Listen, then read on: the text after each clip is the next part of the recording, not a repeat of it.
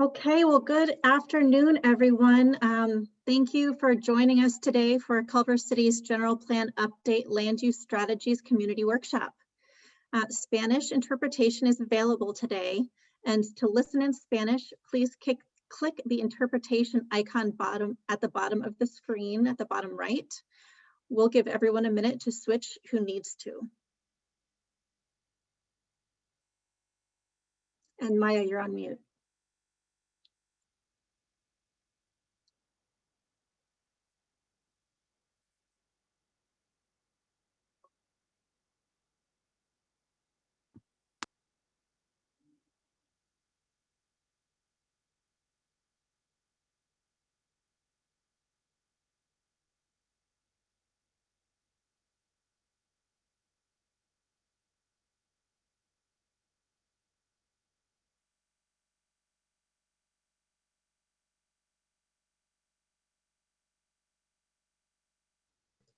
Maya, we cannot hear you. Okay, thank you, Maya. So it is great to see you all here today, and I hope you're staying safe and healthy. I'm Ashley Hefner Huang, the city's advanced planning manager and project manager for the GPU, the General Plan Update. We'll do introductions in a moment, but first I just wanted to go over a couple of housekeeping notes before we get started. We'd like to remind everyone to speak clearly and slowly to make sure everybody can hear you. Sometimes connections are bad and it makes for difficult listening. We are recording the workshop today, and the video will be posted to the project website for any folks that couldn't make the meeting today. To help keep background noise to a minimum, please make sure to mute your microphone when you're not speaking. Staff may mute you if there is disrupting background noise, and you can always turn your microphone back on to speak. There will be times throughout the workshop where we will learn about you and ask for input. If at any point you have a question or comment otherwise, please just use the chat. And also, if you're having any technical difficulties, just let us know in the chat. So now that logistics are out of the way, council member and former General Plan Advisory Committee member McMorrin, if you'd like to say a few words first, and then we'll introduce the city team and the consultants. Happy to. Thank you, Ashley. And happy Wednesday, everyone. I hope you all are safe and well. I'm so excited to be here with you all today and welcome you on behalf of our mayor and the rest of the council members. I felt like even before I knew this was coming up, I was like, I'm really going to miss general plan meetings, and I'm going to sneak in and try to go to as many as I can, because you just learn so much about the city we all know and love. So with that, I'm excited to learn more about land use. I invite folks to check out the planning meeting. That's if you're not all zoomed out for the day, we're having a joint planning meeting today at 7. So you're welcome to head there a little later, but I'm looking forward to the conversation, and thank you for putting this on, staff and GPAC members and consultants. Thank you so much. Thank you, Councilmember McMorrin. Okay, so we've got a few folks on the team here today. Myself, Ashley, obviously. We've got Saul Blumenfeld, the city's Community Development Director. Lauren Marsilia, our Advanced Planning Associate Planner. And I think we've got some current planning staff here as well. I think I saw some of those folks come in. We've also got some council, commission, and committee members in the audience, including some of our GPAC members. So if that's you, go ahead and wave. Nice to see everybody. All right, so I will hand it over to our consultant team to introduce themselves and to get us started. All right, thank you, Ashley, and good afternoon, everyone. My name is Eric Yurkovich. I'm a principal at Ramey and Associates, and we are the lead consultant on the General Plan Update team. We have a really terrific team. We're working with a lot of partners, and there are going to be 4 of us as part of the presentation today. And with that, before we begin, I want everyone to get a chance to introduce themselves from our team, who you'll be hearing about over the next couple of hours before we go ahead and start. With that, I'll turn it over to Megan to introduce herself. Hi, everybody. My name is Megan McNulty, and I'm a planner at Ramey and Associates, assisting on this project, and I'm really looking forward to the workshop today. I'll turn it over to Martin Leitner from Perkins and Will. Thanks, Megan. Hi, I'm Martin Leitner with Perkins and Will. We are the urban design consultant for the General Plan Update team, and we're located in downtown Los Angeles, and I'm just thankful for you all to invite me to your homes, essentially. This is how we do things today, right? My colleague Giovanni, please introduce yourself. Hi, my name is Giovanni Carter-Davis, and like Martin said, I'm an urban designer with Perkins and Will, so I'm excited to be here as well. And before you guys Thanks, go on, Giovanni. I forgot to mention and introduce Maya, our Spanish interpreter today, and she'll also be joined by Angela at 3:30 to help us out. So thank you both. Thanks, Eric. Thanks. And also I'll introduce Jessica Medina from Ramey and Associates, who's a planner working on the general plan update as well. And she's in the Spanish interpretation room as well. So with that, I think, Giovanni, if you want to open up the slides and we'll go ahead and get started. So the first thing we'll do is I'll just go through and go over the agenda. We have a pretty full couple of hours with you today. But there's going to be lots of opportunity for you to hear from us, but lots of opportunities for us to hear from you as well. I'll do a brief overview of the Culver City General Plan update process. Megan is going to talk to you about the vision and guiding principles. And then Martin Leitner and I are going to both talk about urban design, land use, and housing existing conditions within Culver City now. And then we're going to take a 5-minute break after that. So everyone can go get some water, go to the bathroom. We all spend a lot of time on video now. So give everyone a few minutes break. And then we'll come back and we're going to talk about land use strategies and models for change in Culver City. And then we'll wrap up with a little bit of what's next in the process. Next slide. There are going to be a number of opportunities to engage in the conversation today. Throughout the presentation, we encourage you to send us your questions or comments in the chat bar, in the chat function through Zoom. We're also going to be doing a series of live polls through technology called Menti or Mentimeter, and we'll explain how to do that in just a moment. So we'll get kind of on-the-fly reactions from you all. At the end of the presentation, we are going to kind of open it up and allow people to kind of raise hands and have a conversation about the land use strategies and models for change in Culver City. And then after the meeting, there's a number of ways that you can keep engaged with us, either through a follow-up survey that we'll send out at the end of this meeting. You can visit www.pictureculvercity.com, which is the project website, to learn more about the website, or you can email questions to advancedplanning@culvercity.org. Next slide, please. One of the ways that we're going to engage with you tonight, which is really fun and an exciting way to do that, is through Mentimeter or menti.com. So I'm going to invite you all right now to open another web browser, either on a second device or in another window, and go to www.menti.com. That's MENTI. And when you get to that screen, it's going to look a little bit like what it looks like on the right-hand side. And we want you to enter the code 17770305.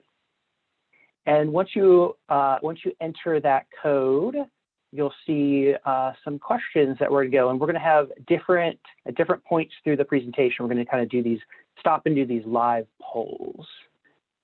Next slide. And so with that, I'm going to hand it over to Giovanni to kind of talk us through our first set of Menti polls. Perfect, thank you. So like Eric just said, you can enter the code in. If you weren't able to do that, you can also take out your camera on your phone and scan the QR code that's up on your screen now to be able to get in as well. We're gonna have a little tester question so we can all get started and used to using it. And if you have any, having troubles, you can kind of work them out there. So you can use this code at the top, like you said, or use the QR code that we have up here. Okay. So we're going to get just some get to know you questions, but starting with a little icebreaker, I guess. So how do you like your precipitation? So choose one: sprinkle, rain, deluge, which I think is a word I've never said out loud before, snow, or I'd like my water in a cup, please. So let's take a few minutes, see as many participants we can get back as we can, so we can just see. Perfect. Seeming like a lot of people are figuring it out. We're about halfway there. Especially with LA the last couple of days, it feels like the rain has been the main thing.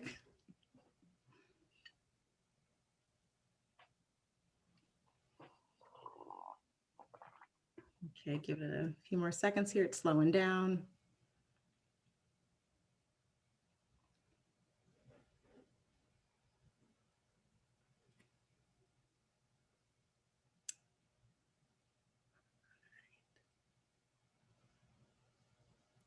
Seeming like a good number? All right, we'll move on to the next one. So like I said, that's just a tester question. There will be a couple that we'll have starting from now that will be active questions for today's activity. So let's start with, how old are you? It is anonymous, so it's okay. You can tell us.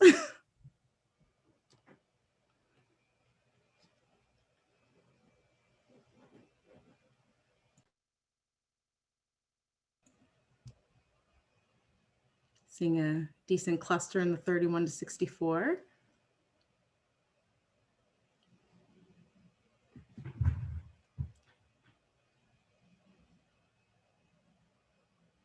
Okay. Seeming to hover around the 40s.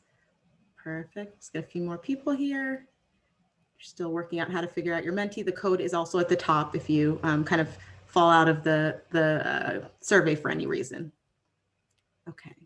So then next, which descriptions do you most identify with? So please just choose the ones that you feel most apply.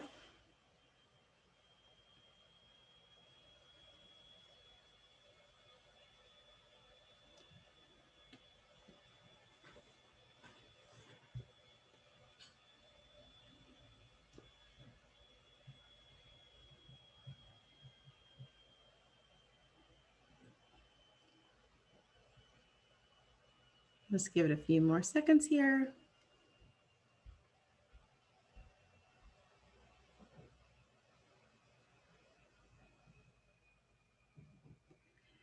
And then next question is, do you live in Culver City?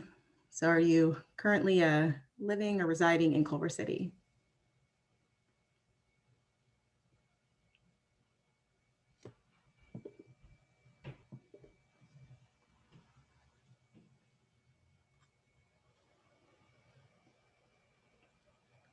Okay, seems like we had a couple more people just join us, so that's good.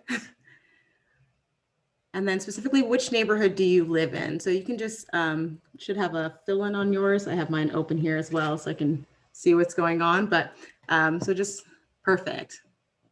Appreciate it. You guys are figuring out how to use this. This is fun.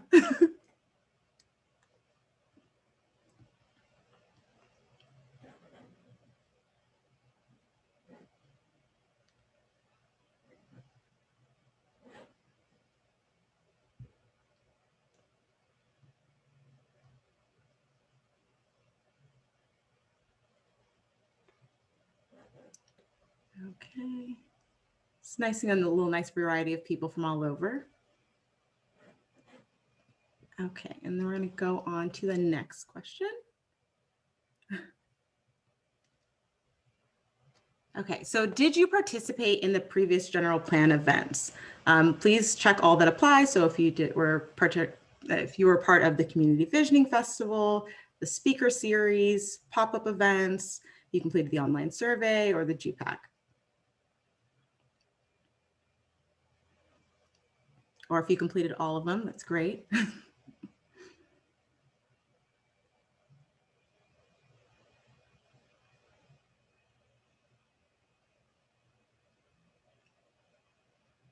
Perfect.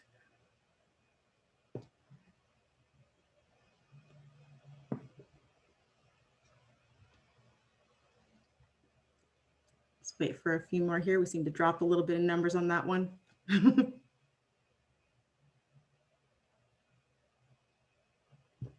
Okay. Let's see. And then I think I am passing it back over to Eric. Thanks, Giovanni.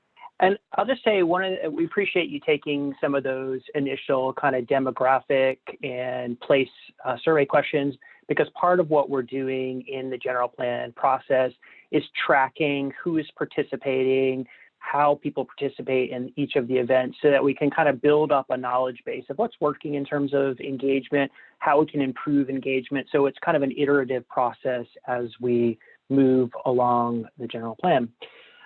So for the next part of the meeting, I'm going to really briefly describe the picture Culver City General Plan update process, what it will address overall, and then some of the engagement work that we've done to date on the planning process. After that, I'm going to hand it over to Megan to talk about the vision and guiding principles. And then actually after that, we're going to pause again. We'll have a few additional Mentimeter questions that are focused on that vision and guiding principles. And then we'll kind of pause and take some of your questions or comments that you have that you put into the chat.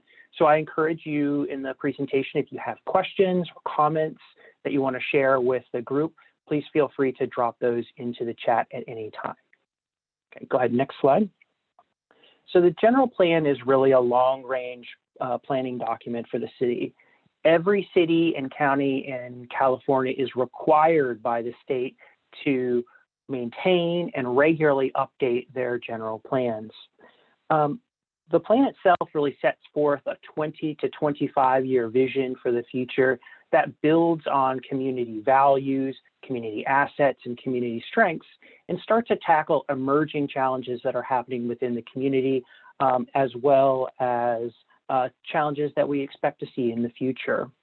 The general plan really guides both current policy development, but also future policy development, and then project applications as well. Next slide. The general plan itself really builds on the work that's already been done in the community. It's our job as a project team to really honor the work that you've done as a community and lift up those key issues, those values, those ideas and concepts that are incorporated into all of these existing plans and documents that you've been working on over the last few years. This on the screen is just a small sampling of some of those plans and documents that we'll be incorporating into the general plan update, but there are many, many others as well. Next slide. General plans are required to address 8 mandatory elements. And when I say element, which you're going to hear a few times tonight, I mean just chapters. So these include land use, circulation, housing, conservation, open space, noise, safety, and environmental justice. And while the state mandates that we address these topics, they give cities significant flexibility in what other topics they want to address, what are other community concerns you want to bring to the forefront in your general plan, and how you want to organize and overlap all these different planning topics. Next slide. This slide shows some of those new and emerging practices and topics that this general plan update for Culver City will address. So while some of these topics are now required or mandatory components of general plans, including things like climate change adaptation and environmental justice, others of these really reflect some of those local priorities and local issues of concern. So things like arts and culture, economic development, public space and urban design are things that are of values to the community that we've heard throughout the process and are being integrated into this general plan update. Next slide. This graphic up on your screen now really kind of outlines the process and the timeline for the general plan update. We kicked off the process with kind of a discovery phase where we reviewed the existing plans and policies. We did some technical analysis on land use and transportation, arts and culture, economic development, and a host of other issues. And then we identified a series of issues and opportunities and published that in a series of existing conditions reports that can be found at www.pictureculvercity.com. At the same time, we started a process of listening and learning from you in the community. We really wanted to really understand what you love about Culver City, what you think needed to change in Culver City, and what you want to see in the future. And that really helped define the vision and guiding principles that we're going to talk about a little later on in the presentation. And now we're really starting to enter this phase where we're talking about land use alternatives. And different types of policies across all those different chapters of the general plan itself. Next slide. To date, as I mentioned, we've done a kind of a significant amount of community engagement. And this graphic really just tries to list out a lot of those different activities. And many of you participated in one or more of those activities. Some of those happened pre-pandemic. Those are things like the speaker series or pop-up events or the community visioning festival. And some of this happened after the pandemic happened and after the safer at home orders went in place. And we moved to more online engagement, things like online surveys and online videos. And now we're trying to kind of host these online virtual meetings to get engagement on the general plan update process as well. Next slide. And then much of that engagement really helped us to understand what you love about the city, what you thought were the key issues that we needed to address in the general plan, and where you wanted to go in the future. This graphic illustrates some of those most frequent responses to what you would like to see in Culver City in the future. Things like small businesses, affordable housing, a sustainable community. These are all things that you articulated were key values or key ideas that you wanted to make sure were embedded in the general plan and illustrated in the vision, guiding principles, goals, and policies in the document. These types of questions really did help us to kind of define that vision and guiding principles, which we released for public review. And now Megan is going to kind of talk through that set of vision and guiding principles.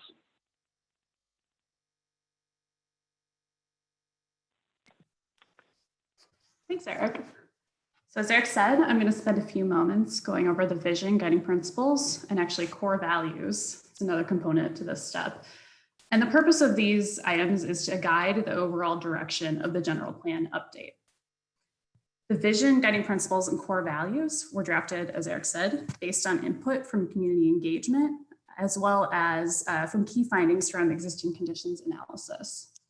As Eric said, a draft vision of the document was available on the project website from October through December 2020.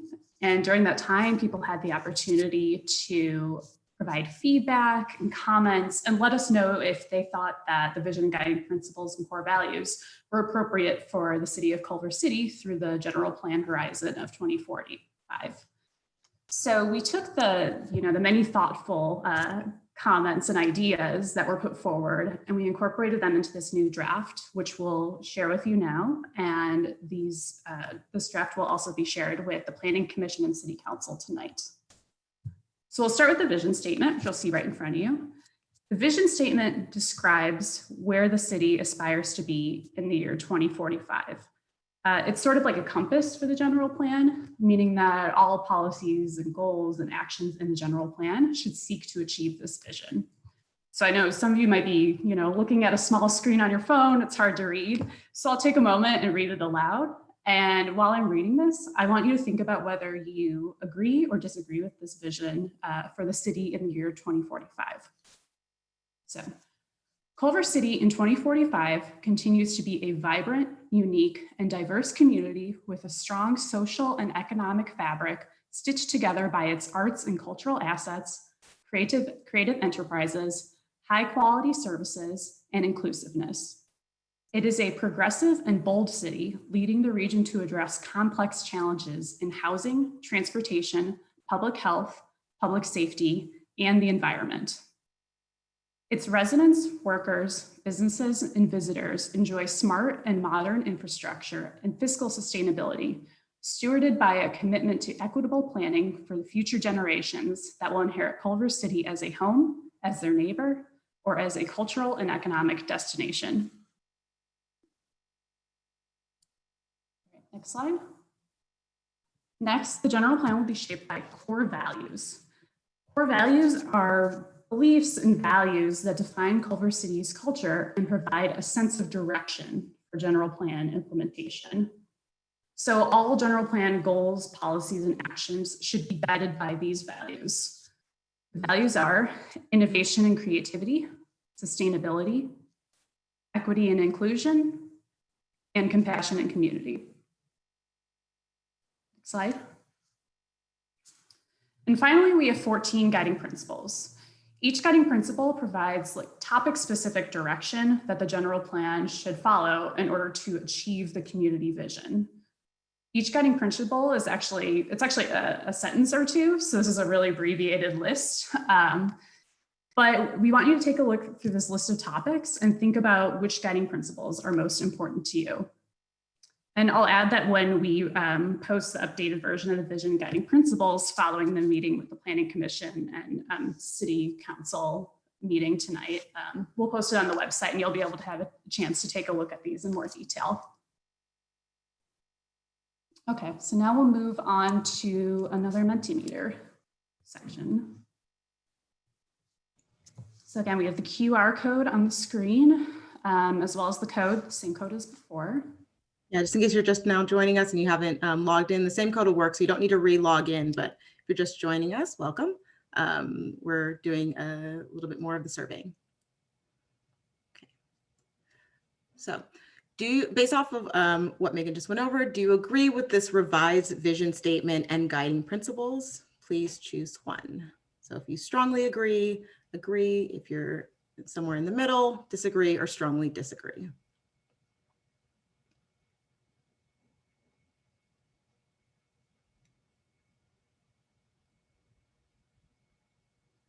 It's looking like the revisions are going well.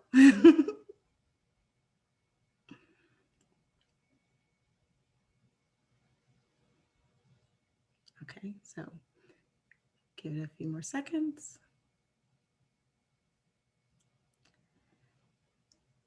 So based off of the list that Megan read over, and also it's listed here on the side, rank your top 3 guiding principles.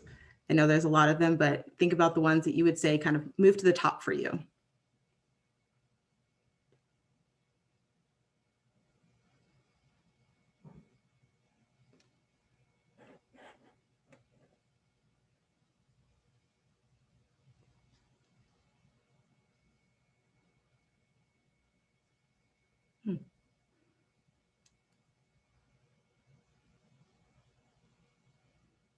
Seeing diversity in housing leading on this list at the moment.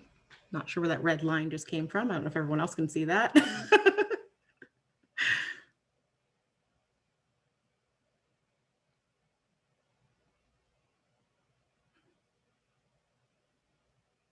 Let's give it a few more seconds here. So right now we have diversity in housing, leader and model city, and mobility looking like some of the top options. Oh, and public service. Okay, let me go to the next one. Oh, looks like this might be, are we pausing for questions there? Or?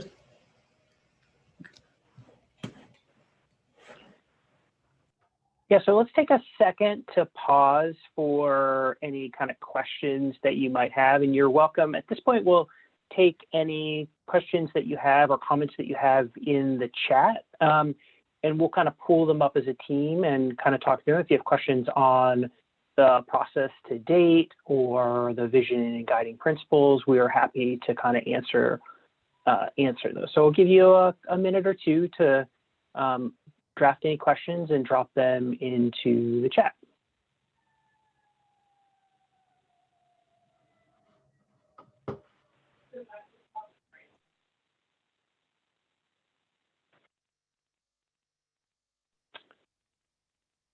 Have some Jeopardy music going on in the background.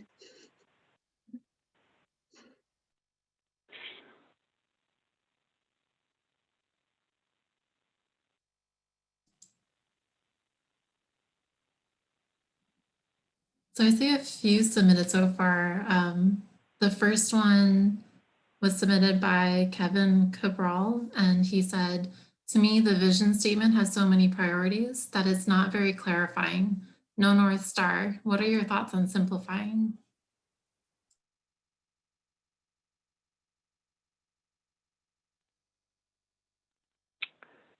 I think it's a good question. A vision statement for a general plan, because the general plan has to cover kind of so many elements of the community, so many components of the community. They're often kind of big and broad statements that cover a lot of topics that are important to each member of the community. So often they are kind of big and broad. Sometimes we do try to kind of summarize it down into an elevator pitch, maybe the one sentence that really kind of synthesizes that vision down. And so that's something that we can kind of look at, you know, taking this broader kind of vision for the community and thinking about how we can kind of simplify it and shorten it down. That's a good comment.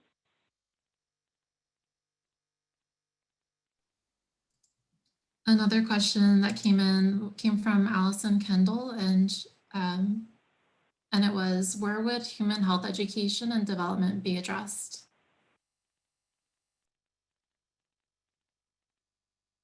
Megan, do you want to take that question? Yeah, I think unfortunately by not having the full guiding principles listed in front of you, it's hard to sort of glean everything that's covered just by seeing the names. I know that we cover those topics. We have a health guiding principle, so probably some of those topics are covered in there. I think that's where it is at this point. Angela Arnold asked about how diversity in housing became one principle. Well, it's really kind of in two pieces, and feel free to add anything, Megan. So we heard a lot about diversity and inclusion as part of the process, and so we've lifted up as kind of a cross-cutting core value for the plan. So we assume it's implemented throughout all of the guiding principles and then throughout all of the goals, policies, and actions in the general plan. So we're really trying to kind of lift up that community value. And then the second piece is with respect to the guiding principle, which does talk a lot about kind of the diversity of housing and housing types for a variety of income levels and a variety of household and family types.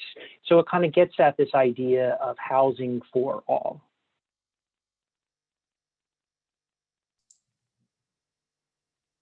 I'm not sure if I'm going to pronounce the name correctly, but I think it's Zoila asked, how does the school district fit into the guiding principles?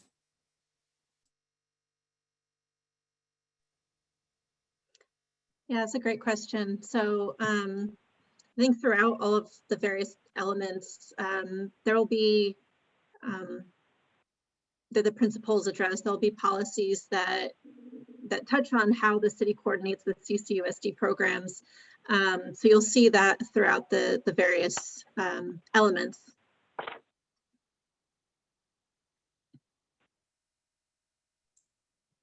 And then I just see a comment from George who said that they haven't read the vision very well or very clearly, but they wish that it mentioned people and community more, and that it was more humanistic rather than technical.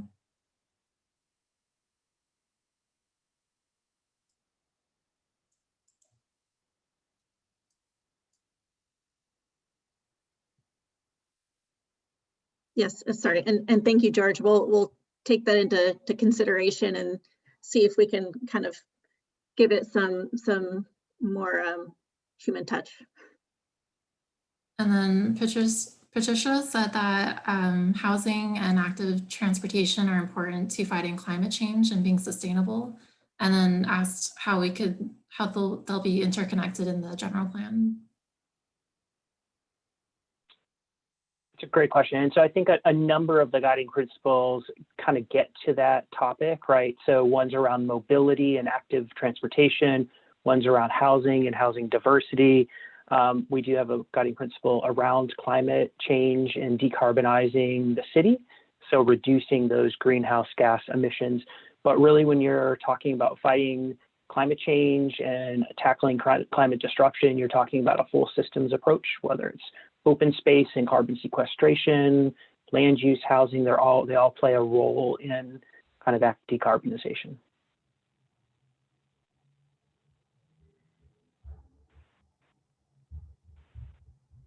I see Abigail submitted a question about how the language in the mission statement is a little misleading because Culver City is not doing well addressing diversity and equity or solving problems with public safety, especially regarding corruption among the police. So they found it interesting that the goals specifically mentioned continuing this, and then asked what's being done to mitigate the lasting, glaringly obvious effects of redlining that still exist in the city.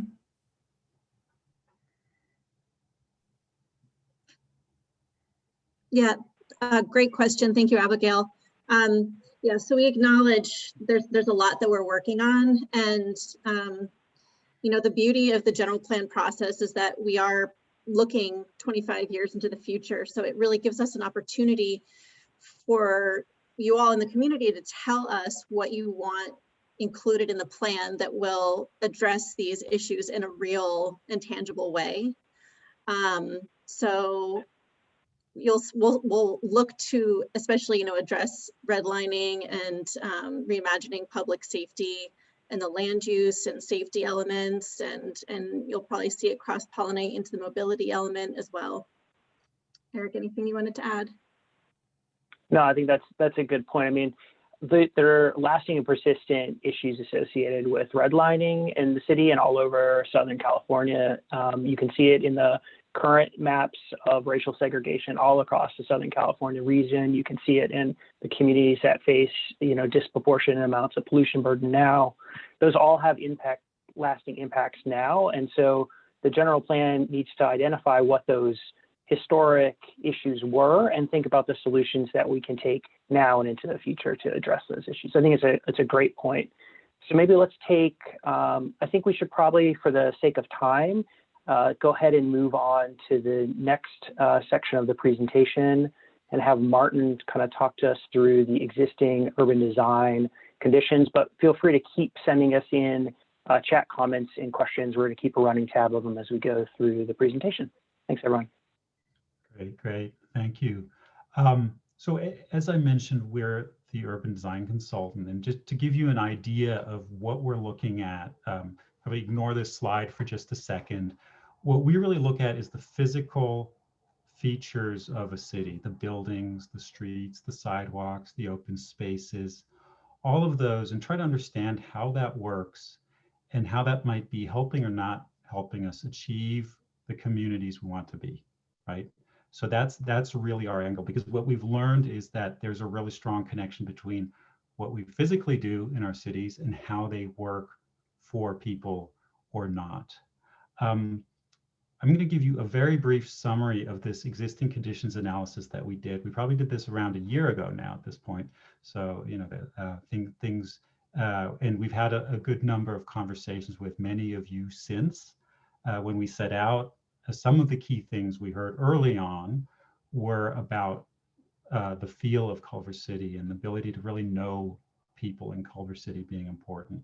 In particular, there being it's a good place to live, especially in the residential neighborhoods, and the real need for economic opportunity. There's one thing that's not on here that we've heard again and again as we engaged with you. It's really the need for more housing opportunity for more people, and we'll get to that as we continue in the presentation. But we did want to share just a few things that we thought were really interesting that you probably already know. Maybe we're going to present it in a way that you haven't looked at it, but you'll probably or hopefully recognize that some of the things that are going on in sense of the physical manifestation of Culver City. So the first idea we came across, if you go to the next slide, please, was that there are fundamentally, if we want to put things into two buckets are never enough, but if we wanted to do that, there are kind of two general categories. The first one are really the neighborhoods And we're showing here a single family neighborhood, but this doesn't mean only single family neighborhoods. There are many multifamily neighborhoods in Culver City. But we know that in many of those neighborhoods, there's a lot of green. The streets are relatively narrow. In some parts of Culver City, they're really narrow. In other parts, they're wider. Buildings kind of orient to the street. The scale is relatively small. And you know, there's some space allocated to cars, but not all too much. It feels pretty human scale. So if that's the first bucket, then the second bucket on the next slide are really the major corridors: Culver, Washington, Sepulveda. And these are really, by and large, very wide streets, narrow sidewalks. Some parts, like downtown, have a lot of trees on them. Other segments don't have a lot at all. Generally, you have buildings oriented to the streets, but there's also big variation in the scale. Downtown, you have very small shops. You go by the studios, you have really large buildings. And the more we looked at it, what we realized about these environments is that proportionally, there's a lot of space that's being used to move cars about. So if we go to the next slide, you see a map. And that is really just a simple representation of these two buckets. You see the teal blue, really those corridor parcels or the buildings along, and then the neighborhoods. But then, you know, we have to dive deeper. That's please stay on that one. Sorry. We have to dive a little deeper because that's too simple. Even at this high level, that's too simple. And we did see within that other patterns that really had to do with the scale of the actual grains that make up Culver City. And we called out a few, and within the residential, there are small buildings, small footprints, a lot of small homes. We'll get to that in a minute. And then we have larger ones. We have multifamily neighborhoods. But also in the commercial side, we have very small and very large, and then probably the largest are the studio lots, if we think about that. And that is something that it's a fact about the city. It's something that you probably in one way or another experience. Sometimes that's a positive experience, sometimes that's not, but that's what we saw. Now, on the next slide, what we started to do is actually run some numbers on that. And for us, this was really interesting. I know it might be a little wonky, but what we did is we started counting properties, parcels, in certain size ranges, right? We kind of took, say, a typical single family lot in Culver City is between 4,000 and 6,000 square feet. There are smaller ones, there are bigger ones, but most lots by number, that's the blue bars, almost 5,250 lots in Culver City are between the size of 4,000 and 6,000 square feet. That is probably not uncommon in the LA region, but it's probably on the smaller side of the LA region. And when you think about, you know, walking down a street, walking through a neighborhood, smaller parcel probably means you walk by a lot more front doors in 5 minutes than you would if you were in a neighborhood with very large parcels, right? You probably might walk by half the number of front doors, and then that all has an effect on how that city works. What's interesting though is if you go all the way to the right on that bar graph, you see that there's around 1,000 parcels shown in the blue that make up a huge number of the city. So those 1,000 parcels or so together are over 6 million square feet. Right? So most of your parcels are small. Those are the tall blue bar, and together are about 3 million square feet. And then a relatively small number of parcels, those are your big lots, make up a huge amount of the city. And if we go to the next. We found an example of that, a very side by side, just to illustrate that and show that, you know, in a city, there's a real difference. We have the Sony Picture Studio, which one parcel is just under 2 million square feet. And then across the street and in a part of Park East, not entire Park East, but part of Park East, you have 286 parcels with exactly the same total square footage, right? So that's interesting. And what's interesting about this is that this isn't something new. This actually goes back to the earliest days of Culver City, this juxtaposition of very large and very small side by side. That's just something that's called in Culver City's physical DNA. Next, please. So if we dive into this a little more, and we started looking more into the residential, just because the topic has come up, we do see that again, the majority of buildings in residential buildings in Culver City are small. Their building footprint, you know, that doesn't differentiate between 1 and 2 stories, is generally under 3,000 square feet. Many actually under 2,000 square feet, and actually most of them actually under 1,000 square feet. So again, this very small structure in the parcel is also reflected in the buildings, and probably contributes to a certain experience of the city.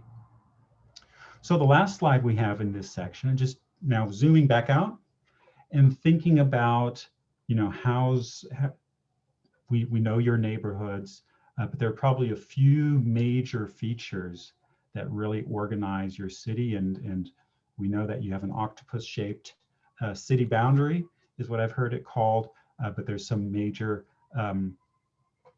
roads and the creek that really slice it almost into ribbons, right? East-west-ish running ribbons. Venice separates it from Palms. Culver Boulevard goes through Ballona Creek, spans your city. Jefferson is another one of those organizing streets, and then obviously the oil field is really important. But just some things as we think about the physical structure. There's no recommendations in this yet. This is all just an analysis. So I think we have 2 Menti questions if you're still on your phone or on your computer. Giovanni? Yes, so if you're just joining us, this is the code. It'll be at the top, and these are going to be about the built environment.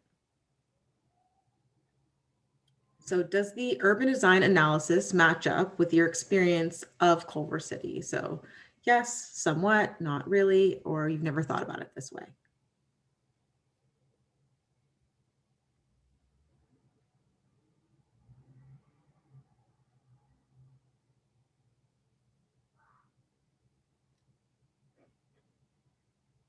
Just give it a few more seconds. So you have some more people joining us.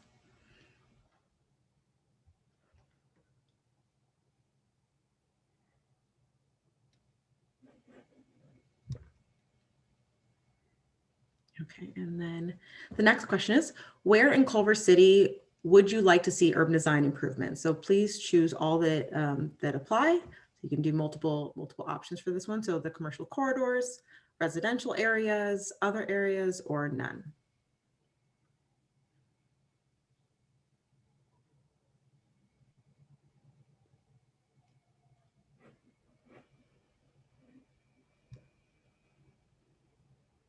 Perfect. Give a few more seconds.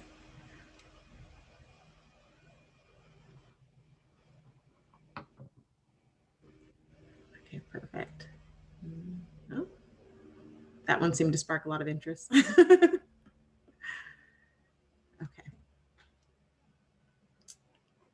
Then I'll hand it back off. Did you want to do questions after that one, or do you want to pause? Eric, I think you nodded your head for taking some questions. Yeah, I think we're doing good on time. Thanks to everyone. If you guys have any questions on kind of the urban design analysis that Martin went to, or your experiences with that built environment in Culver City, please feel free to kind of drop them into the chat now. And then after that, we'll go through a presentation on existing land use and kind of housing conditions in the community. Good. As we wait for some questions, and I see one from Carmen Ibarra ready, but just want to point out that Megan also posted the link to the full report in the chat. So if you're interested in more than the 5-minute summary, that is out there. Carmen, great question. How do we define urban design improvements? And when we made that question, we talked a lot about what does that even mean? I think in this case, what we're really saying from a physical experiential standpoint, thinking about how all these things come together, how could we do a better job that's a very simplified version at this point. I think there's a lot more as we think then about, going forward, mobility, thinking about housing opportunities that might not be there. Those things are important as well. But I think from the Menti poll, we got a pretty good gauge that by and large, there seems to be the most an interest in improvement on the commercial corridors in particular, but also really in all other areas. I did want to mention there was a question in the last queue from Louise that said hopefully there's a way to increase housing without obliterating the single family neighborhoods. And Martin is going to cover some information that may address that. So I just wanted to point that out. The next round.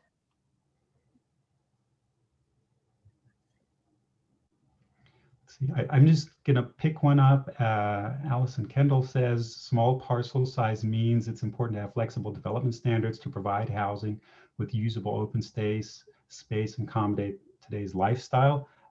That's a great comment. I think it's really important to reflect on the fact that parcels in Culver City are what they are. They're not going to magically grow. So as we go forward and make recommendations, we have to make sure that the recommendations fit for Culver City and not some sort of ideal state somewhere else. And the smaller the parcel, I think the more conversation you have to have about those to get them right. Oh, we had another comment from Andrew where you suggested that we have a density bonus program near transit. Mm-hmm.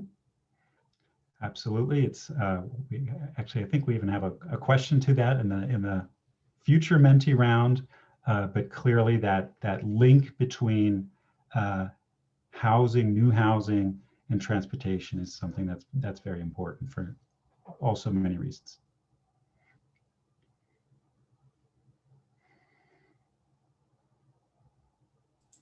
We had a question from Linda. First, she says, the older zoning in some neighborhoods allow for more units than current zoning. For instance, some lots that currently carry 3 units would only be able to carry 2 today because of zoning. Why did Culver reduce density since the mid-century despite the need for more housing?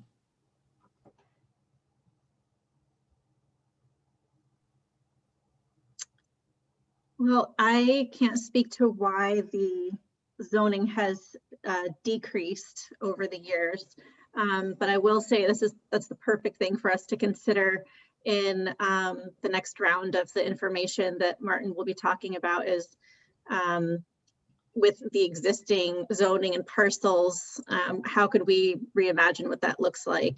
And are there areas where we want to see more density than others?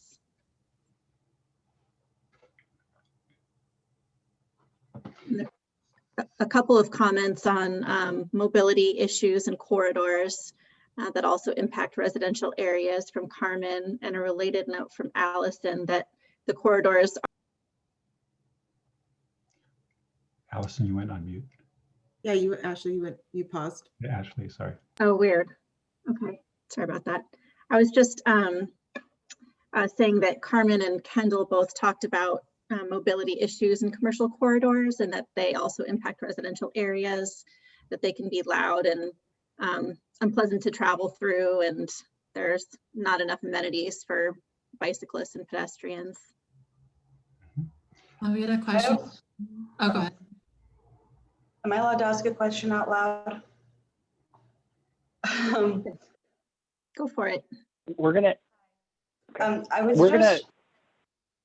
Just to pause for a second. We'll let you ask your question, but we're gonna generally hold open questions till the end, and then we're gonna have a full community conversation around these issues. But go ahead and ask yours since it's fine. Okay. I was just thinking about the reimagining the existing scales and stuff, and adding in more affordable housing. And I was just wondering if anybody's thought about, like, for example, between Overland and like Higuera Street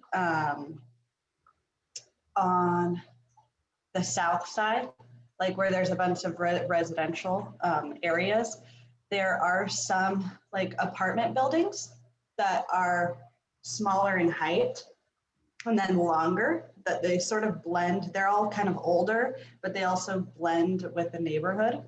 And so I was wondering if anybody has ever thought about adding more complexes in like that, so there's not these giant skyscraper things going in and changing the sort of feel of the neighborhood, but also adding in more space for more people and more affordability.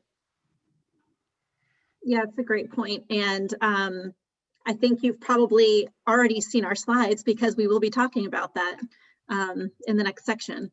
So what do you guys think? Eric, time for more questions, or should we move on? Let me just one more that also got an upvote.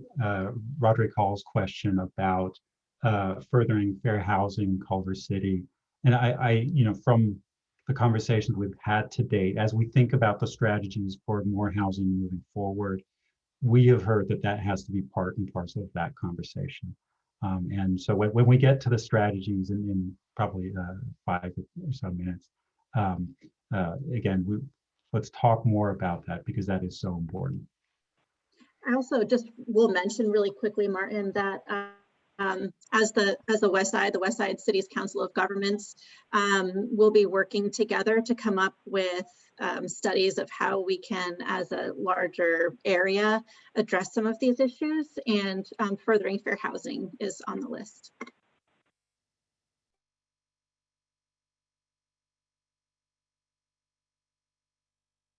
All right, thanks everyone. Thanks for your excellent comments and questions in the chat. Keep them rolling. Feel free to chat them in anytime over the next portion of the presentation as well.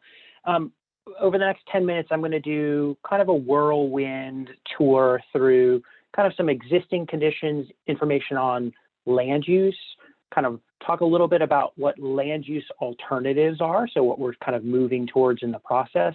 And then I'm going to provide a little bit of background information that we've lifted up and out of some of our existing conditions reports around market conditions and housing in particular. Next slide. Land use really describes the kind of the human use and activities that happen within every parcel of the city in Culver City. In reality, there are literally dozens of different activities and uses that happens in parcels throughout and across the city. Next slide. But as planners, what we really try to do is to take all those different kinds of uses and sort of organize them into different types and different clusters of use. These include things like residential uses, so single family homes up to multifamily housing, kind of non-residential uses like retail, community services, the studio uses, industrial, to name a few. And then other kind of public uses, so parks, open space, schools, and other institutional uses.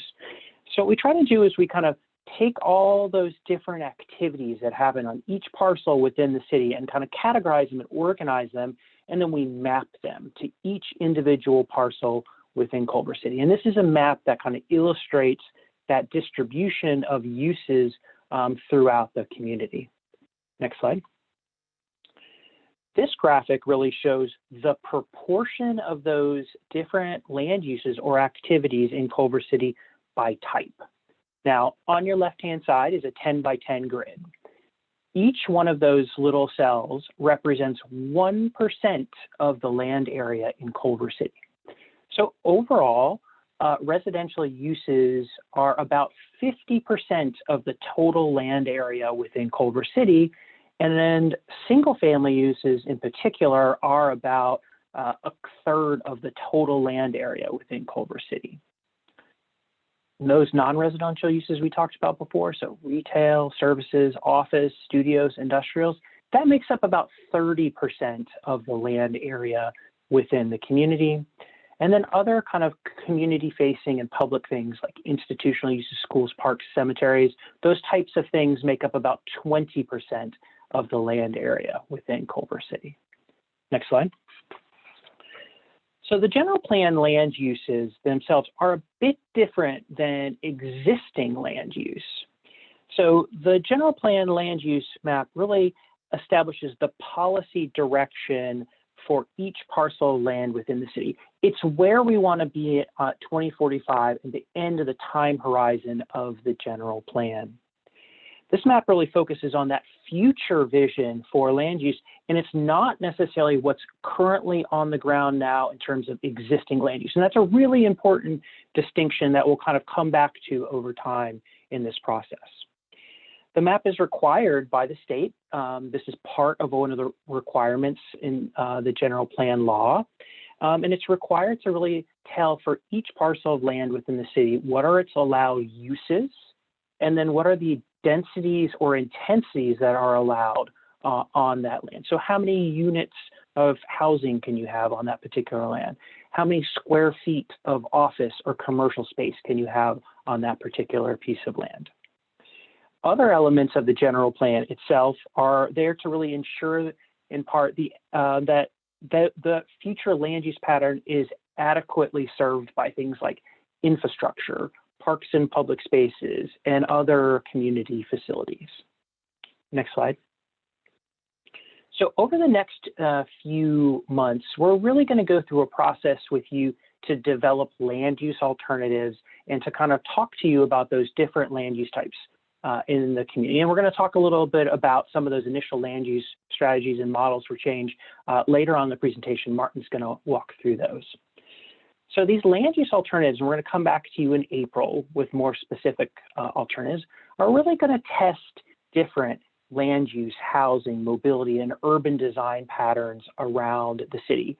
And the purpose of them is to really test the different trade-offs between things like what types of housing would we like to see? Where would we like to see concentrations of commercial uses within the community? Are there new opportunities for parks and open space and community facilities around the community? And these really help us to start to think about some choices that we have to make. We're always making trade-offs, whether we want to prioritize housing or commercial uses, where we want to do that within the city. So those alternatives really help uncover those issues so that we can talk about them more specifically. And then they help us really understand what are the policies and programmatic elements of the general plan that need to be in place to make sure that land use vision happens in the future. Next slide. The process to kind of create those alternatives has sort of been ongoing. This is an image from the Community Visioning Festival that we had last year, where we actually asked people where they'd like to see new housing, new jobs, new transportation facilities and amenities. And we've been going through a process with the General Plan Advisory Committee to kind of talk about land use and these kind of land use strategies and models for change that we're going to talk about later on in this presentation. We're also, as many of you know, having a Planning Commission City Council meeting later on this evening, but we'll continue to have these meetings kind of throughout the process as we kind of create the alternatives. We'll come back to you at touch points over the next several months. Next slide. These alternatives will consider a number of things. So we aren't just going to bring back a map. We're going to bring back the map with some different information so we can really talk about and have an informed discussion about those policy choices that we're making. So how many jobs or how many housing units are shown in this alternative? What are the potential mobility impacts? If we're adding housing in different parts of the city or jobs, like does that have impacts on existing disadvantaged communities or areas that are already at risk for housing displacement? What does it do to the fiscal health of the community by adding this type of use or this type of use? And then just generally, what are some of those impacts on public services and utilities? All this information is really to help us make those informed choices about the future. And then finally, I just want to say that no general plan land use map will be done without being shared with the community and having more community conversation around it. So we'll be back in the future to kind of talk through these alternatives with you. Next slide. So really to help us understand kind of the baseline conditions and then start to think about those different land use alternatives into the future, our team really developed a series of existing conditions, technical analysis, to really help us understand where we're going in the future. So these are all available at www.pictureculvercity.com, and there's a number of them. Megan put in the chat the land use one, but there's ones around mobility, arts, market, and other reports up there as well. Next slide. So one of the first things we do is really trying to establish a baseline condition in these existing conditions reports. So where are we now? So this is an example of that land use map that I showed earlier, but we try to understand how many people live in the city, how many housing units there are, what are the jobs like, what's that trend been like over time, and then where do we want to go out into the future. Next slide. We also look at things like environmental considerations. So we're thinking about where there might be hazards, like from flooding or from wildfire, or where there might be high levels of pollution burden. So where there might be concentrations of emissions from diesel or particulate matter in relation to where people live within the community. So all this kind of helps inform the development of those different alternatives. Next slide. One of the other reports that our team helped prepare, HRNA Advisors, was a market assessment. It really looked at the existing market conditions for things like office uses, retail, hospitality, and industrial uses here within the community, but also within the larger sub-region in Los Angeles. And then in addition to like where we are now, but also what the potential future demand for those types of uses might be. And what it really found was that there will be within the kind of the LA sub-region, the kind of that you're in, there'll be continued demand for things like office, hospitality uses, experiential retail uses in, over time. And now, obviously, the COVID-19 pandemic has changed the market conditions at its current level, and we're still working on understanding even where we are now in terms of that current market. But we know what the trajectory was like over time, and at some point, we do expect things to kind of continue back to where they were before. Next slide. So one of the things that the market report looked at very specifically was kind of this combination of housing growth and jobs growth within both the kind of the sub-region, the West Side sub-region, as well as the city of Culver City. And what it found really is that the housing growth within the community hadn't really kept pace with the amount of jobs that have been added to the city. And you can see these little icons on the right-hand side of the screen that shows the job growth just in the last 10 years. But you can also see the housing growth over the last 20 years within the city. You can kind of see the difference between those two. And there are implications for that. And that's not just within Culver City, but also all over the LA region and all over, honestly, the state of California in terms of the housing market not keeping up with the demand for jobs. This has resulted in higher rents, higher home prices, and making Culver City less affordable for moderate and lower income families. But I think all over the region, we're feeling the same issue as well. Next slide. And the impacts of this housing crisis has really heightened the displacement risk for many residents and households within Culver City. So this map on the right-hand side shows the areas that are at higher risk for displacement. Those are in those red tones. And what I can tell you, and I think is interesting here, is that many of these areas that are at heightened risk for displacement are also those areas that are already burdened and are already identified as kind of environmental justice communities within Culver City. So the layering of housing displacement risk with environmental pollution makes these areas in the neighborhoods and the households and people who live with them particularly sensitive to different kinds of shocks and stressors. One example would be the COVID-19 pandemic, which is a really acute shock to the system, and we're all still living through this now. But over the longer term, and we start thinking about the time horizon of the general plan, we're also thinking about stressors like climate change and how our climate's changing and will affect our most vulnerable populations. Next slide. So one of the most critical chapters of a general plan update is the housing element. And it was brought up, I think, and mentioned a couple of times in the chat already. The element really defines the necessary programs to provide a variety of housing types at a variety of income levels. The the element itself will also do things like look at removing constraints to building housing within the city, look at conserving existing housing stock and improving some of that existing housing stock within the city, particularly for lower income families, and also promoting fair housing. So how we distribute that housing around the city. Next slide. A critical component of the housing element is called the regional housing needs allocation. And now it's a mouthful, and in planning terms, we call that the RHNA. And many of you might have heard of this as well. The RHNA is really determined by the state. The state provides the region a total number of housing units that need to be constructed in kind of the greater Southern California region.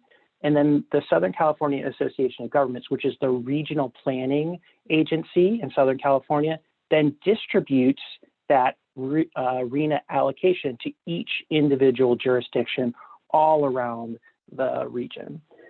Now, the RHNA for Culver City is 3,332 housing units.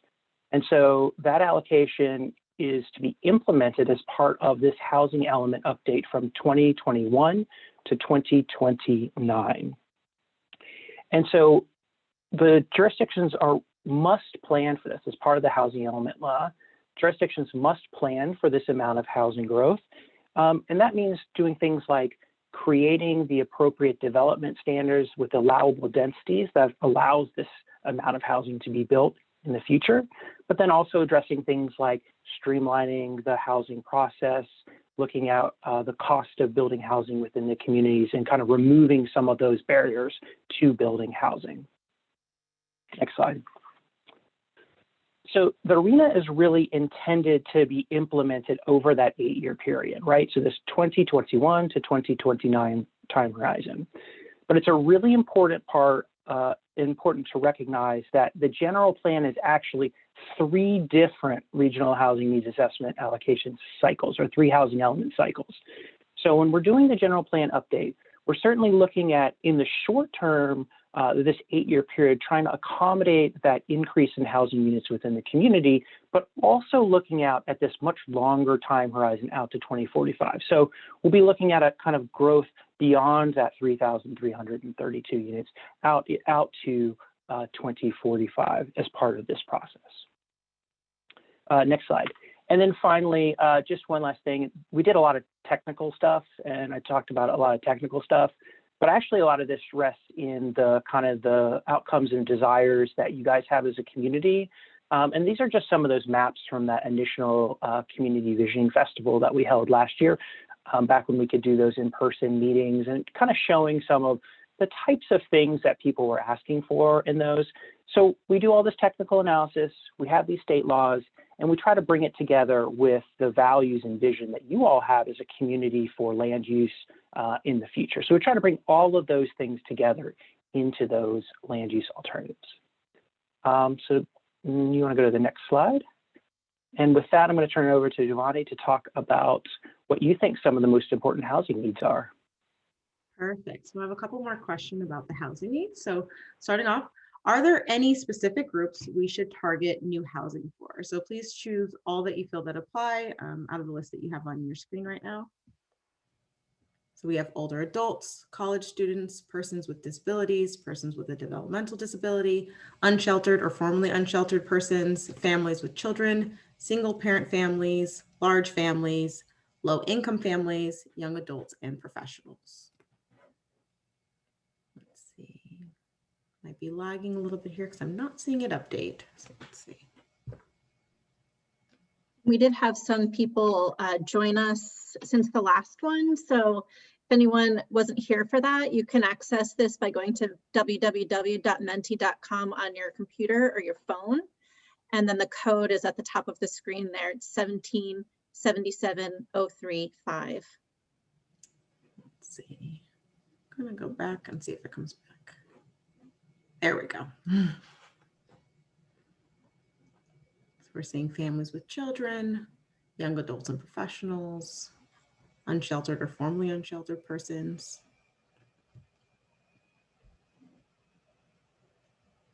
I think it might be lagging a little bit, so I'm gonna give it a few more seconds.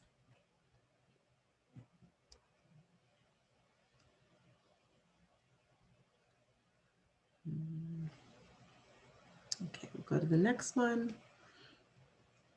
So what housing types would you be most interested in seeing in Culver City? So on this one, also choose all that you feel apply. So townhomes, duplexes or triplexes, quadplexes, mixed use, so apartments over ground floor retail, accessory dwelling units, multifamily apartment buildings, single family homes, or live work units such as artist lofts.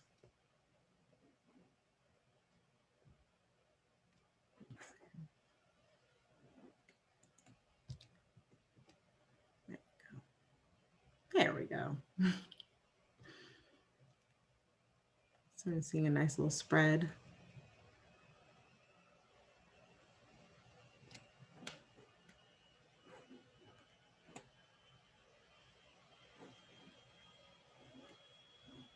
Let's give it a few more seconds. I think my computer's lagging on the side a little bit. So,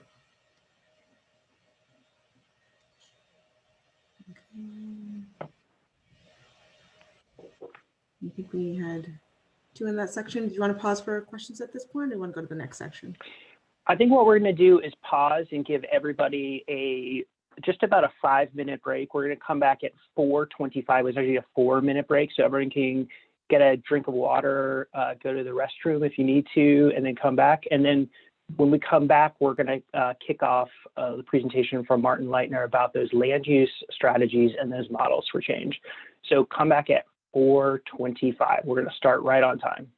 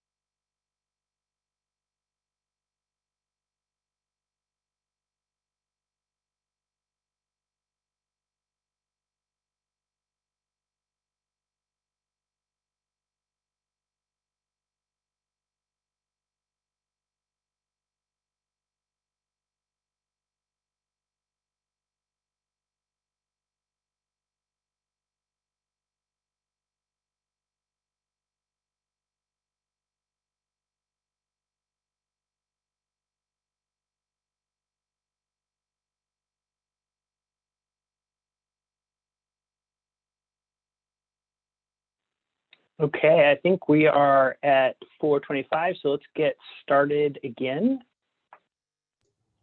Go with that. I'll hand it over to Martin. Yes, thanks, Eric. So this is where we get to the land use strategies and models for change. What do we mean by that? You've heard at this point that we're really being asked to look at housing opportunities, housing growth. And for things like that to happen, obviously something has to change, right? And to do that, there are usually multiple ways of doing that. And what we want to start laying out are some very high level options and see how those resonate. Maybe some of them aren't interesting to you. Maybe some of them are interesting for you.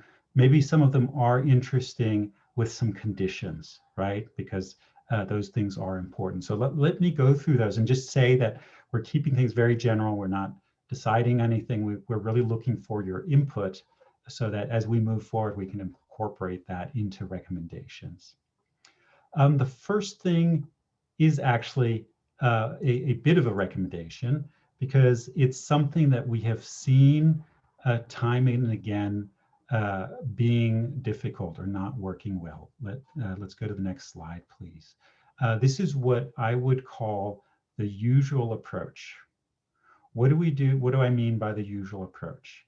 By the usual approach, I mean that people look at a general plan, they look at the city, and they say, you know what? We don't want development in these areas. Put it all there. Essentially taking a big part of the city off the table and therefore trying to cram a lot of development into very, very few sites. And that has challenges, and we see many cities struggling with those challenges. When on paper it really looks good, but when you see the outcomes, we see a lot of opposition, right? So on the right-hand side, you see some of those outcomes. You see these large, buildings that cover an entire city block, or you see at the bottom large residential towers next to 2-3-story buildings, and that generates conflict. Right, that is friction, especially for the people close to those transitions.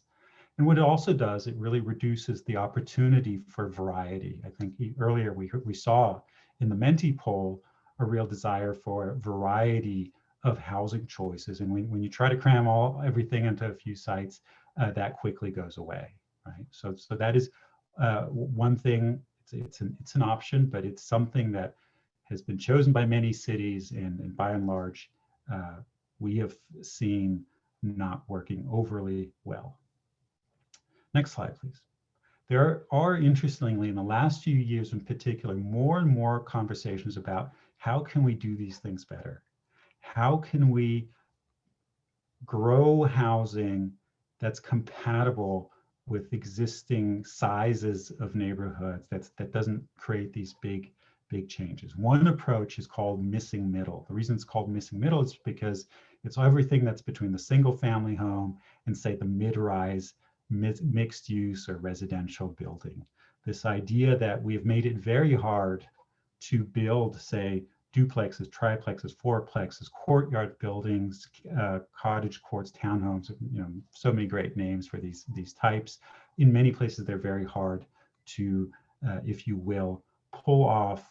And that takes away a lot of the options that in scale, in size, in dimension are somewhat similar to what is built in many cities today. What's interesting, even in Culver City, if you drive around, I think every one of you could show me dozens of examples of these types of buildings. It's just we don't do them that much today. Next.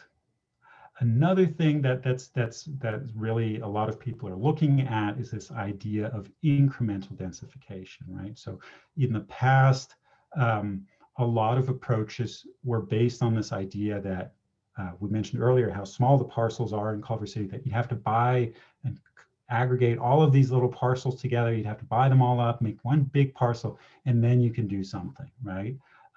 What people are looking at today are, well, the parcels are what they are, and it's really hard to change that.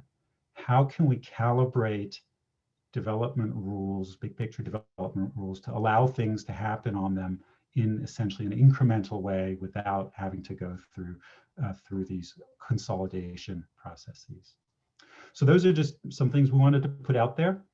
Let's look at some strategies.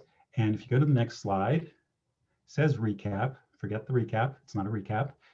We haven't really shown this. So what we did is we built this little model. And this is a very, very simplified idea of a typical slice of Culver City. This is maybe it feels familiar. I hope it feels somewhat familiar. It's no specific place, but what it shows are general types of places that we see in Culver City.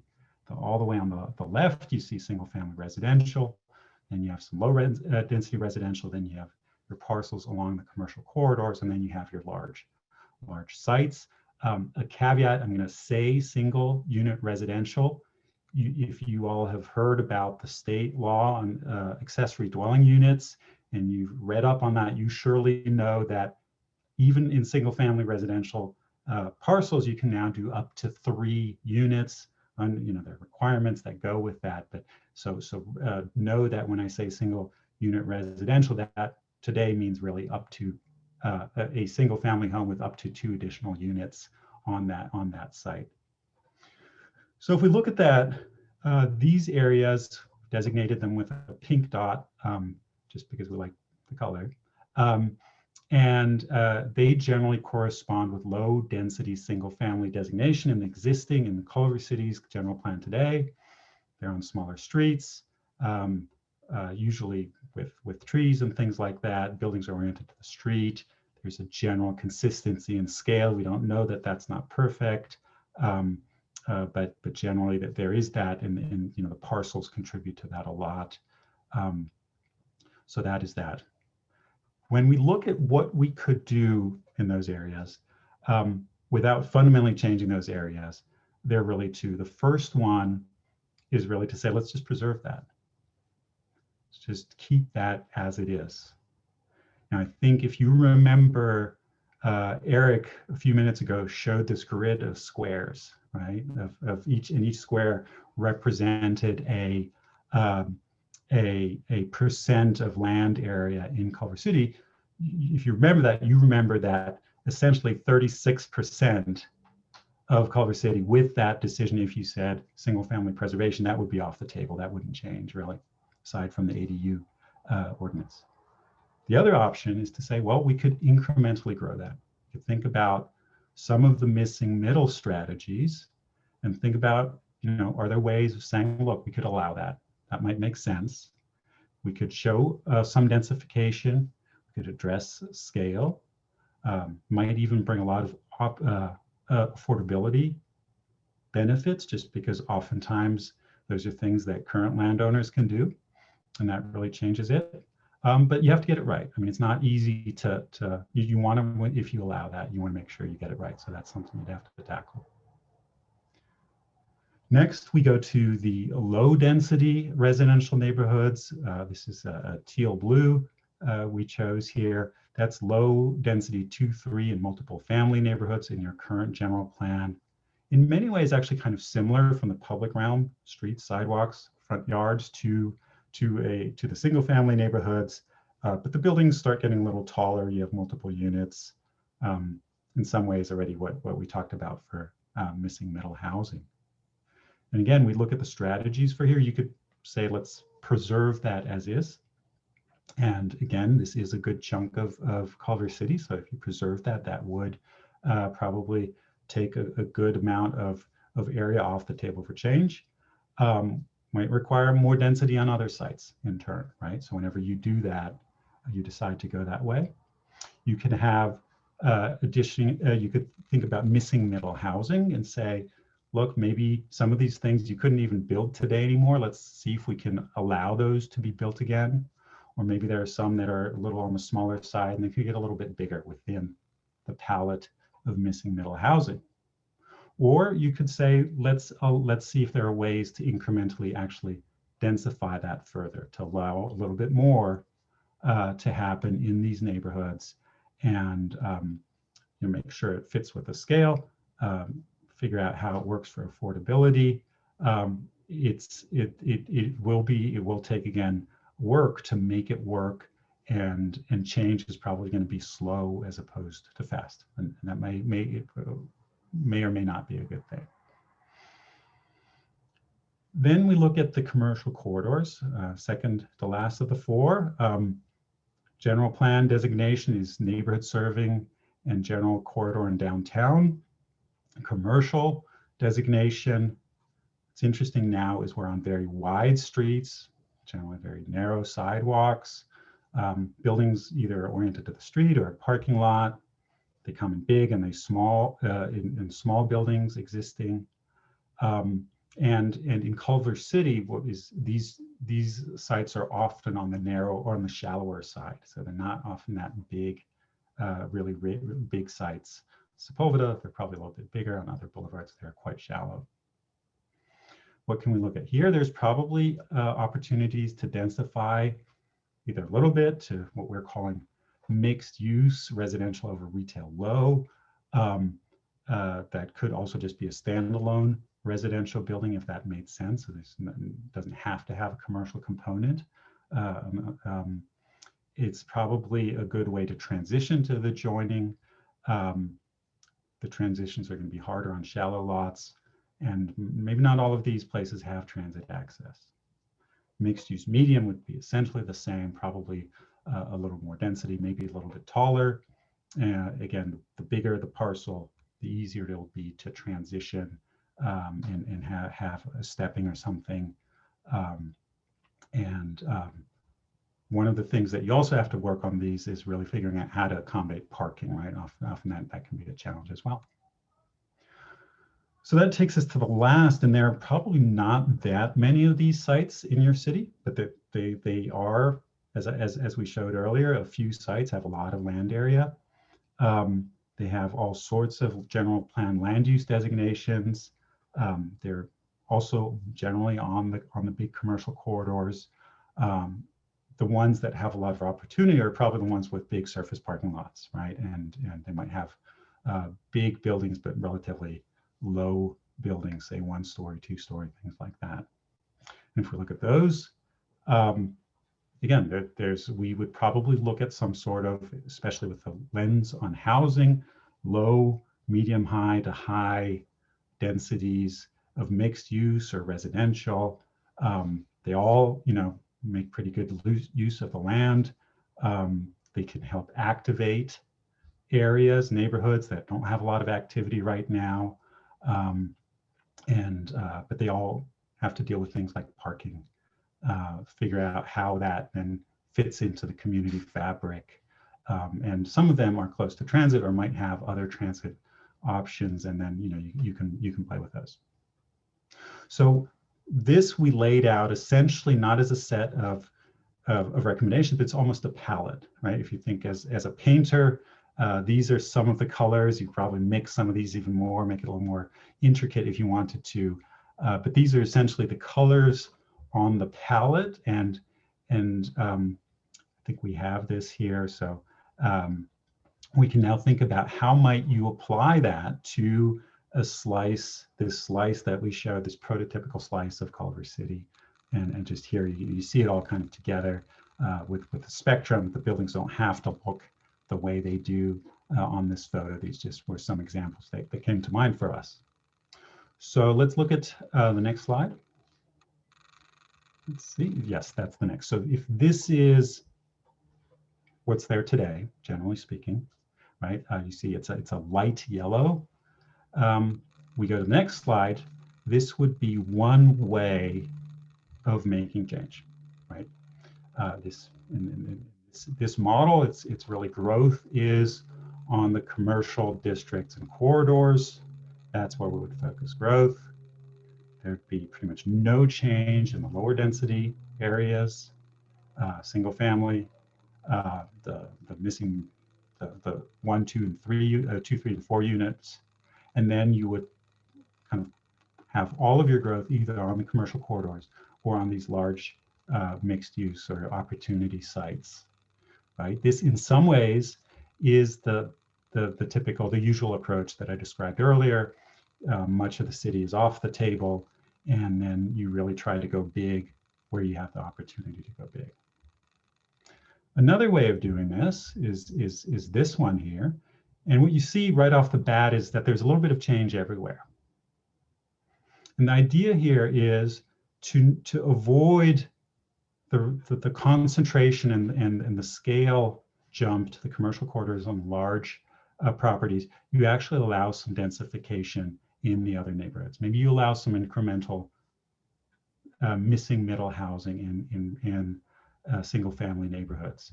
Some people have said to us, since you can do 3 units already, why not allow 3 real units, right? Not just a junior ADU or things like that. Allow some, if you can stay on that one, allow some densification in your low density multifamily, allow some slightly larger densification there. And maybe then you stay on the corridors on a large parcel in this mixed use medium area, right? You don't have to go to mixed use high, because now you can have a little bit of growth in many parts of the city, and maybe you don't need to show and accommodate so much growth on a few sites. We have one more, which is a modification of this. And if you're paying close attention, we'll flip back in just a sec, just to show it again. The idea here is to say, well, maybe in general, in most areas, if we want to allow some change in most parts of the city, but we want to make sure that it's really on the smaller side. Maybe there's some trading and saying, look, there are a few sites where we can really have a lot of growth, right? Say at a transit station or something like that. And in turn, we don't need to show as much growth across the rest of the city. And we can really aim to make that to work with the scale there. So Javon, if you could go back one more time. So the big difference are really the 3 areas on the right. Go forward again. Right, so you see there's a bit of trading there. And that's really what we're thinking about. If you go to the next, is what types of decisions, what types of values, what kind of city would you like to see, and how would you decide between some of these things? What's important going forward? What helps you enable some of the things in your vision statement to become reality? Right? Are there opportunities for new ownership? Right? That's something we've heard quite a bit as we think about future housing. Right? What can that be?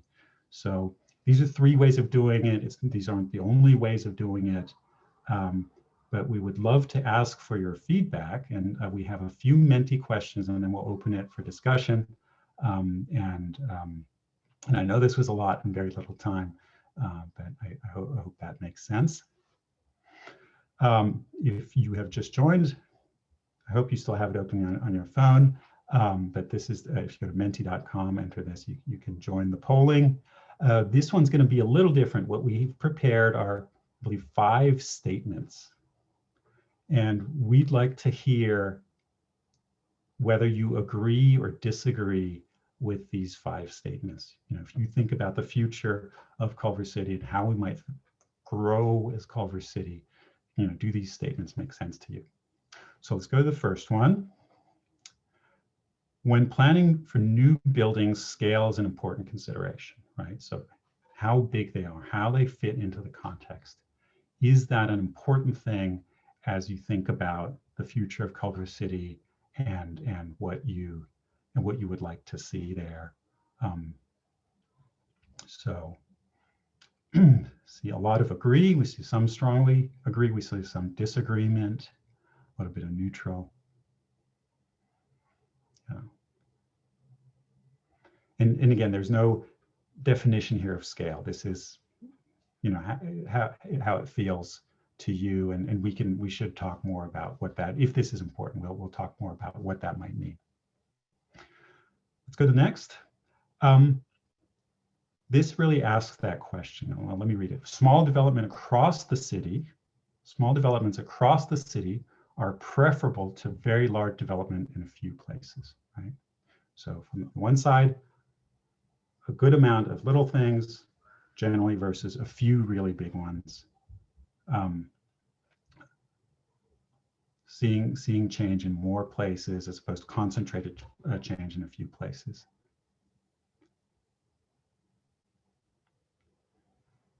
Good.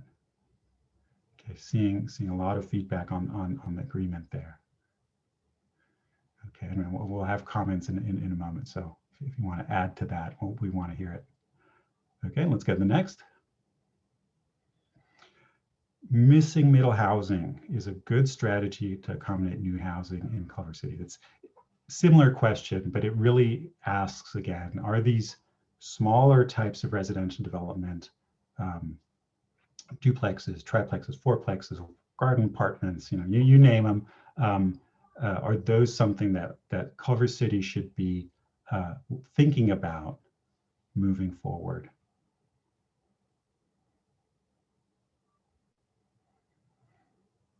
Good. Okay, we have two more, almost through. Let's go to the next. Somebody brought this up in the chat earlier. More housing should be allowed near transit. And I think we all know how important transit, traffic, and development is. So the question is, does it make sense to say, look, where there are transit resources, where there are other choices than say the personal car, it would make sense to have more development. Got it. This one seems quite clear. Okay, and then let's go to the last one. When we think about where new residents, essentially if you have new homes, you'll have new neighbors, you'll be inviting new people into the community. How important, or is it important to consider their health, the environment that they're going to be in, as we think about residential growth in Culver City?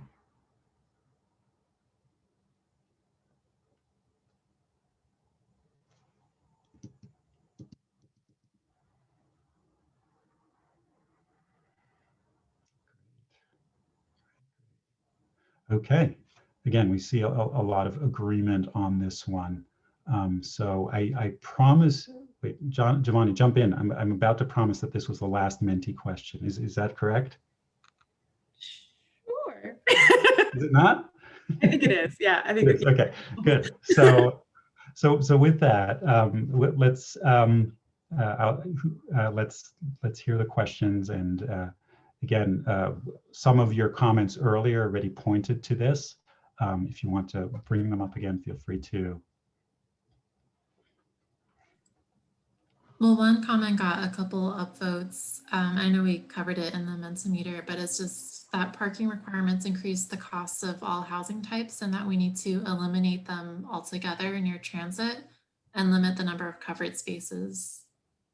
And then another person commented that so much of high density rentals built around transit in Culver City is high rent, and that is much of a solution for middle class residents.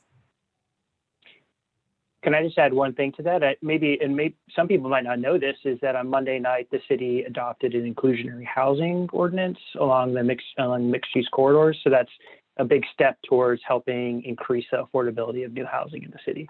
That was just on Monday night, I believe. Suzanne submitted a comment saying, remember the denser an area is, the less air circulation. And with our marine layer trapping more air pollution, is this what we want to permit? Another person voted for Model 3. Dale asked if we've estimated the number of anticipated new housing units available under Models 1, 2, and 3. That is a good question. Right now, we're really in the qualitative realm. We want to understand, how might this work, and then we are actually going to go into the modeling software to come up with numbers. Generally speaking, we have, especially based on the RENA, we're going to have some real numbers that we need to show, and then knowing that this is for 2045, we'll probably need to show more than the RENA. Right now, the assumption is that you probably accommodate total roughly the same in all of them. But that's something that we'll test and we'll need to demonstrate. And there's also, these aren't fixed models. It's not like this one is exactly this big and that one's that big. So there's a little bit of play, and as we understand better where the preferences are, we'll be able to model that.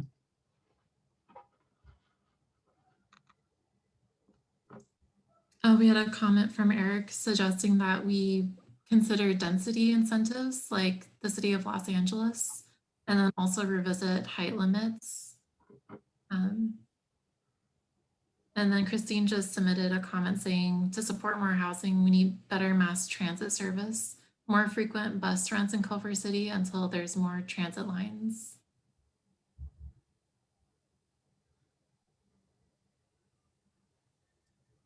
And then Kevin commented that more cars will eventually become self-driving and can be parked elsewhere.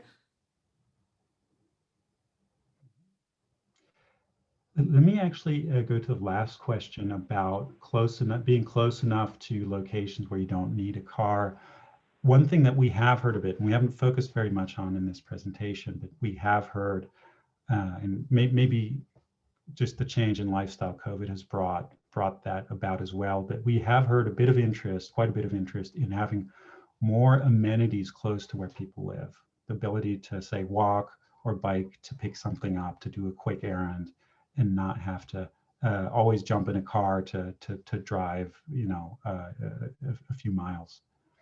So with that, obviously, as we think about land use, that's not just housing, that's not just density, that's also thinking about, are there considerations for in neighborhoods, on certain streets or corners in neighborhoods, to start allowing a little bit more of the use mix, so that some of these amenities can be closer to where people are, and have traffic and mobility benefits come with that. I think we're gonna take a couple of live questions. We're running a little short on time, so I think we'll try and take maybe 2 or 3 to start. I see already Luis already has her hands raised. So if you could keep your comment or your remark pretty brief, so we can get a couple of them in before we run out of time, and then we can mine a couple of more comments and questions out of the chat. Why don't you go ahead? Thank you. I have 2 comments. One is that there's an awful lot of, I know that we're talking about projecting 25 years into the future, but right now there's been a lot of development, and there's a lot of new development, commercial development going on, and more planned in the next 5 years. And it takes 5 years for anything to happen. And I'm just wondering if you've thought about how our work styles have changed with the pandemic and how we're all working from home. And I wonder if we're all going to definitely go back to the office or not. And I just hope there's some really creative thinking about all this empty and unused office space right now. And I know some of it's beginning to happen, but I really wish that all new development could have housing as a component of that. And then the other thing I just wanted to say was, because I've witnessed this, is when you have a single family neighborhood and somebody dies or moves away and sells it to a developer, and then the whole lot gets built with, I don't know, 6 townhouses or something. And then that happens next but one. And then after a while, the people living in the single family dwellings, either they don't want to live with people looking into their rooms all the time, or they think, oh, I can make a lot of money. And so in quite a short space of time, you can eliminate those neighborhoods. And so those images that you were showing, I don't believe they're as static as they look. Okay, I'm done. Yeah, a lot to unpack. I don't claim to know what the future of office space is, and how things will look in 3, 6, 12, or 24 months. I do know that there is more and more thinking that, over the course of a lifetime of a building, use change has actually been the norm, and to think about how that can happen. I think where we see that the most right now is actually in the future reuse of parking. There's some people think that much parking will go away in the future, and if we build a lot today, it would be a shame to have to tear down a concrete structure. But I don't have a silver bullet answer to the office space. I think the description you gave of the change of, say, a single family neighborhood to townhomes or so, those are things that are real. Those are things that happen. And I think being smart about how you create transitions and things where those adjacencies work better are important. I believe that one of the key reasons new development is so much bigger than older development is because right now, new development is required to provide so much more parking, and parking is just a volume, right? Where you put your car, has a roof, and it just makes buildings bigger. So that is probably one of the places where you can start calibrating and thinking about, well, what would you like to see in your neighborhood if those types of things were allowed. There's a good, robust conversation in the chat about both parking, mobility, and transit options as being a good and important piece of this conversation. I'm going to take one last question because we're running out of time. We want to make sure everyone gets out of here on time. And Suzanne, you've patiently waited with your hand up, so why don't you unmute yourself and then keep it really brief, and we'll try and answer your question. Where and how is the urban forestry plan being implemented in the densification of housing? Did you hear my question? Yeah, thanks, Suzanne. So as we develop policies for the general plan, you know, as we mentioned at the beginning of the presentation, there are already a lot of existing plans like the urban forest management plan that the general plan has to be consistent with. So anything that gets in the general plan will have to be consistent with the urban forest management plan and all of the city's existing documents.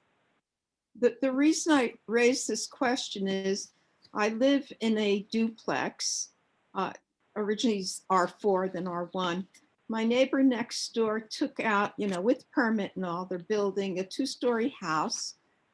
They had to take out a really old growth tree that reached all the way up and beyond, or up to the power lines.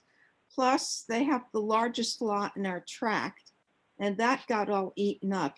Is that accounted for in the current urban forestry plan?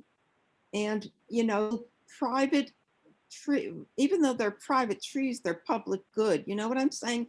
Like, where and how do we balance it? Because we're already way beyond the 350 parts per million. We're up to 415 now and growing. So where and how do we factor that in? You know, does the urban forestry plan keep growing with the densification of housing? Yeah, so as we're developing the models for land use and consideration, if there are if there's anything that the community feels and we feel should be changed in other plans like the urban forest management plan, there could be policies that find their way into the general plan that recommend consideration of changes in other city policies, and that would be an action item that the general plan would call for. I don't know if that exactly answered your question, but if for your specific example, we could always follow up offline as well. Thank you. Thanks, Ashley, and thanks for your question, Suzanne. So I'm gonna just wrap us up. We have 1 minute left, and I do actually want to try and get you all out of here more or less on time. Just quickly, many of you know that tonight we have a City Council and Planning Commission study session, and we're going to talk very specifically about the vision and guiding principles that you guys talked about tonight, and then also these models for change. It'll be a lot of the same material that you hear that will be presented this evening. Then we're going to go through a process of taking all this information that we heard today, as well as from Council and Planning Commission, and really start to create those land use alternatives that I talked about earlier. And the goal is to come back in April to you with another round of community meetings on those alternatives. We'll kind of talk through those different policy choices and trends. So that'll be kind of the next point of inflection with you all in terms of these land use strategies and these land use and transportation alternatives. I encourage you to go to www.pictureculvercity.com to find out more information about the project. And we have one other cool thing which is running right now, which we want to flag for folks, is that we're doing a story banking effort as part of the general plan process and working with Parks and Rec and other departments in the city to really capture videos, stories, photos about your life, your lives, your experiences in the places within Culver City. So we're trying to capture that both as part of the process, but part of a larger city effort. And then finally, if you have any questions on the project or process, please feel free to contact Ashley. Or information here is here on the slide for you. I want to just thank you all for coming here this evening. Like your comments were terrific. There's a lot of stuff still happening in the chat, which I can still see popping up, so really appreciate it.